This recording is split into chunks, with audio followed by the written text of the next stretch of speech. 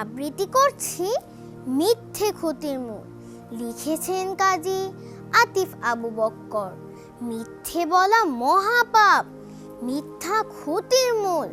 মিথ্যা দিয়ে করলে শুরু, বাড়তে থাকে ভুল।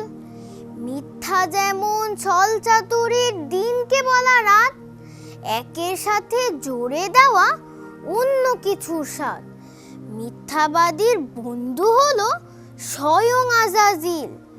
পাপে পাপে দুজনাতে বাড়তে থাকে মিল। মিথ্যার উপর নারাজ থাকেন আল্লাহ রাসূল। পরকালে ঠিকানা হয় জাহান্নামের কুল। মিথ্যাবাদী হয় ধোঁকাবাজ, মিথ্যা মনের রোগ। অশান্ত ও প্রতারণায় যায় বাড়িয়ে ভোগ। এহ এবং পরকালে ঘৃণাতে হয় তোল। হোক না যতই আলোচিত, মস্ত হলো স্থূল। ধন্যবাদ।